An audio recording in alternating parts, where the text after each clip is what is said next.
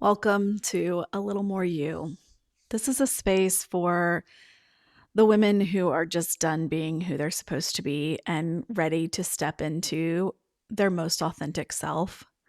It's an opportunity to just remember who you are beneath all of the noise that the world has created around us and build a life little by little that is more in alignment with your truth. Today's topic is we're going to talk about purpose. Someone asked me the other day if I believed that we all have purpose in life. And because it's me, it's a complex answer. It's complex for me because, on the one hand, I feel very energized and connected to the work that I'm doing right now. It feels meaningful and, to a certain extent, purposeful. But on the other hand, I've also spent most of my life feeling like I didn't have a purpose or didn't know what my passion was.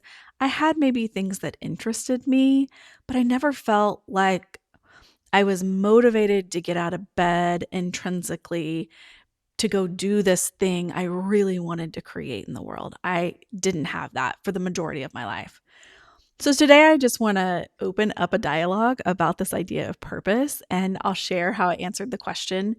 And I would love to know from you what your thoughts are on purpose in the comments as we go through this. So if something resonates with you, let me know. I want to open up a conversation about what purpose means to you.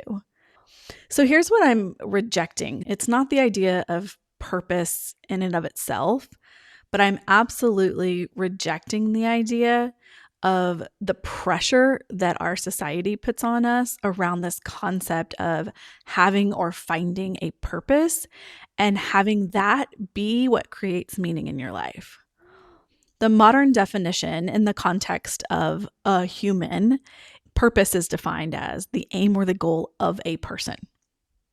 Or it's defined as the feeling of being determined to do or achieve something. So, what I am actually rejecting here, I'm rejecting this pressure that definition puts on it to feel like you have to perform, define, chase it, prove it, accomplish it. So whenever someone mentions this idea of purpose to me, for generally the majority of my life, and still to this day, I prickle a little bit. I never really engaged in conversations about purpose because, honestly, there was something about that idea that just didn't sit well with me. And I think I'm starting to learn now that I think it was because I felt shame because I wasn't aligned with a purpose. I didn't have a purpose. Yes, I wanted to have a family and have children. And yes, there was absolutely some learned beliefs about my purpose from my childhood and the religion I was grown up in, that my purpose was to have a husband, have a family, have children mostly. And that just set my direction for life. But the work part, the what I did every day for a living, I did what I felt interested in, but I never felt like I had a passion. And I was always jealous of other people who had a passion and loved getting up in the morning to go do the work that they want to do. So I'm rejecting the belief that a meaningful life requires that we find something, arrive at some destination, or achieve some goal, or even a place of status. I'm rejecting the idea that in order to live a meaningful life, we have to know what our purpose is and what we're supposed to do, and we're supposed to go live into it and accomplish it. It's so much pressure. So instead, here's what I'm trying to lean into and asking myself this question and working with my clients around this question too. Instead of asking this question, what's my purpose and how do I lean into it or accomplish it? I'm flipping that question and I'm saying, how am I relating to myself and the people and the world around me in this moment? And how is purpose showing up in those moments? So I'm embracing this idea of living meaningful lives within the moment. embracing and attuning to what feels good in the moment, which is a huge shift for me because it just takes off so much pressure from having to feel like I have to go search for and clamor through and strive to find my purpose. It's exhausting to think about the idea that you're not living a fulfilling or meaningful life until you find your purpose. And that once you find your purpose, you're supposed to go achieve it and chase it and be determined and go get it. That just feels exhausting. It feels like an exhausting way to live for me. What I'm embracing instead is this idea of 4 truths about meaning that I want to share with you. And the first one is that meaning is felt, not figured out. So there's absolutely value setting goals and taking small steps to get there, and the intellectual pursuit of learning something more and growing and developing. But meaning really is an embodied experience. Heck, right now, just creating this podcast, it feels meaningful for me to share, and it feels that way in my whole body. My full body experience feels like this is something that I'm creating that has meaning and purpose in the world. It feels fulfilling to me to share with you all in this format. So meaning is something that is embodied. It's something that you feel. It's not something that you have to go figure out. The second truth is that presence reveals what's meaningful. So let me explain what I mean by that. We live in a world that is very, very future focused. Very create me a plan, create me a goal, create me a destination that I'm trying to get to, and I'll go achieve that thing. But what that does is it pulls us out of our experience of being in the present moment. And so my entire life, I worked in corporate America, and it's been ingrained in me to prepare for things, to consider all the angles, to anticipate everybody else's needs. And all that did for me was create an environment where I felt like I never measured up in the moment because I either wasn't prepared enough or didn't know enough or wasn't an expert enough. It just always put me in a position where I felt like I wasn't meeting the moment as my full self. So today I am learning to come as I am and know that I have everything within me that I need to meet that present moment, whatever that present moment involves. So preparing is certainly fine. Thinking about your goals, thinking about your future is certainly fine. But I think what happens is we tend to over-index on it and we focus on it so much that we lose sight of, or we lose our ability to stay present in the moment. We lose the ability to actually live our lives because we are out there trying to chase something and always future focus, or at least this was my experience. That's how I feel or have felt for most of my life. So when you have an opportunity to actually drop into that presence, what you'll notice is when you are present, the meaning arises. It doesn't necessarily, you don't have to create it. It just happens when you are present in the moment with other people or on your own, really, honestly. Truth number 3 about meaningful is how you show up matters more than what you accomplish. There's a great quote that I hold close to my heart and I really like it. It was stated by Abby Wambach. And basically, she's saying that our legacy, our mark on this world, is really only how others felt when they interacted with us. That's it. We live in a world that has told us over and over and over that achieving things, getting places, climbing the mountains, chasing the goals, that's going to create meaning for you. And yet, many of us spend most of our lives doing all of that and never feeling that we're living a meaningful life. And what Abby's trying to say here is that meaning in our lives comes not from what we create or what we do or what we accomplish, but it really comes from the impact we have on others. So I'm going to read you a quote from Steve Jobs. And this was something that he said or wrote before he passed away.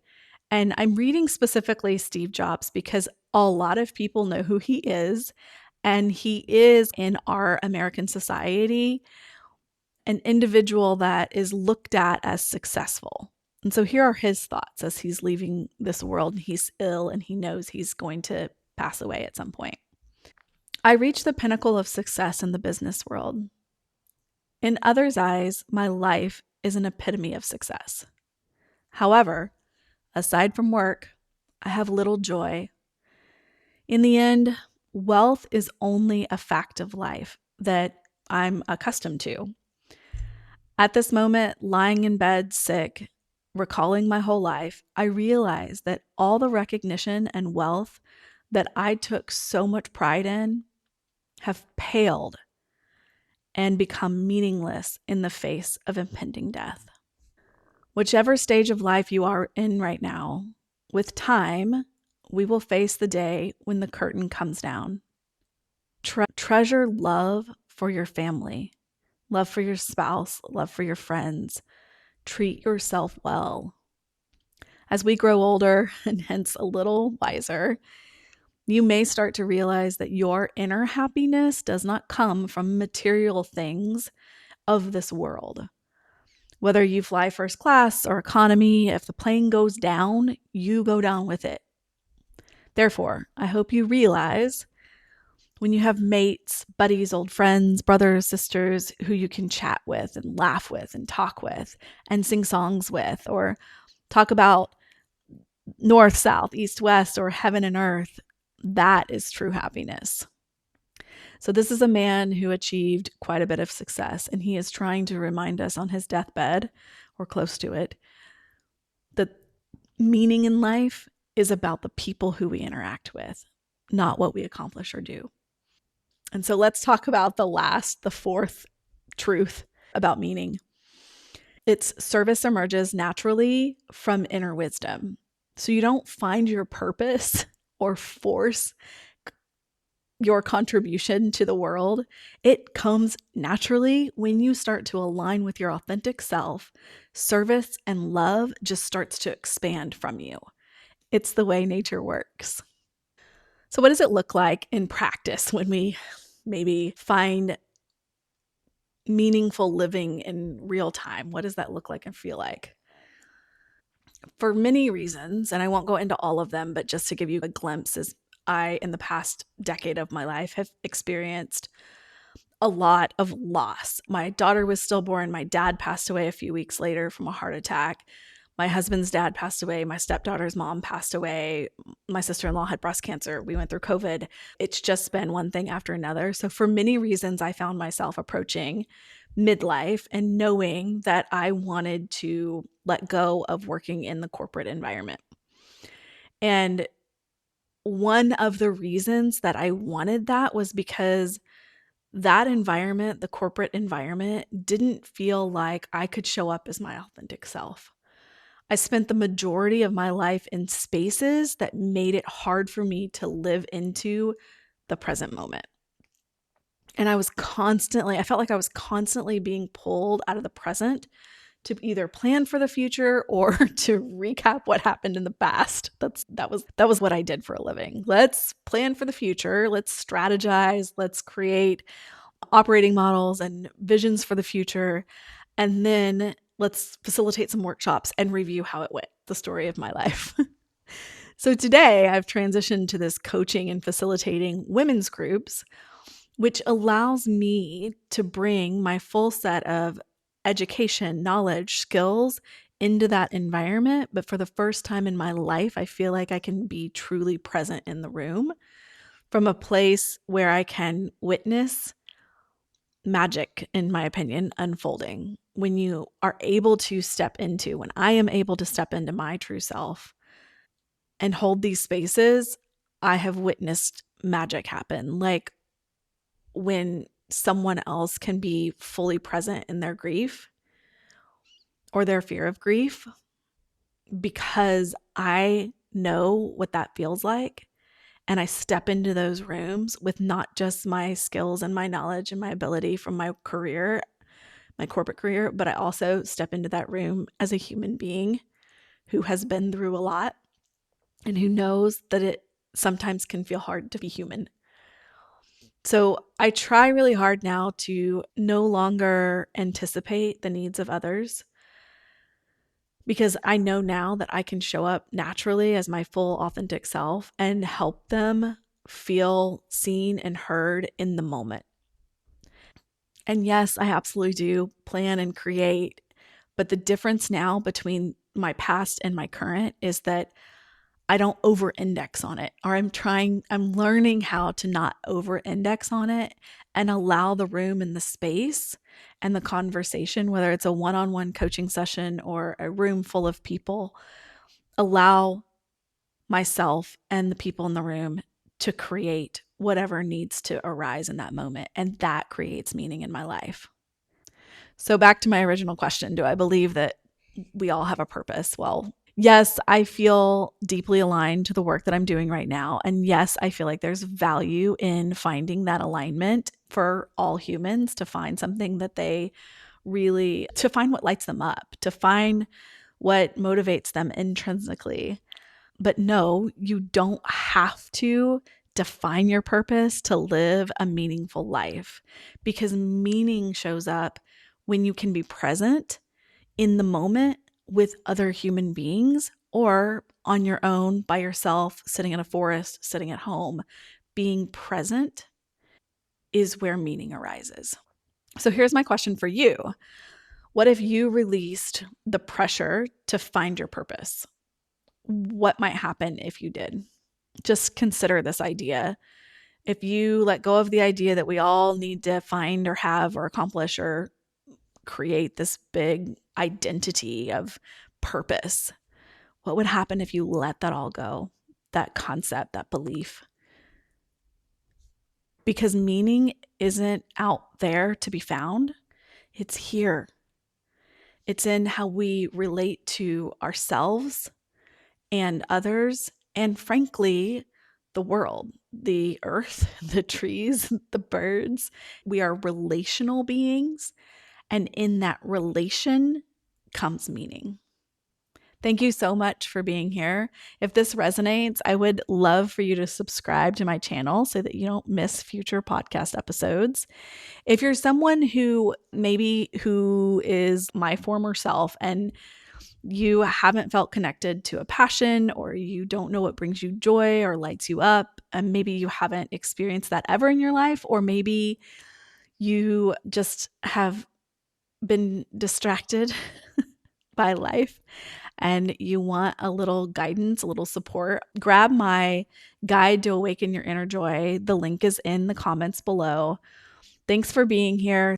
As always, when we wrap up this podcast, notice what resonated with you, what felt true for you, if anything, and let that guide you gently forward. Until next time, may your days be guided by your inner wisdom and filled with a little more you.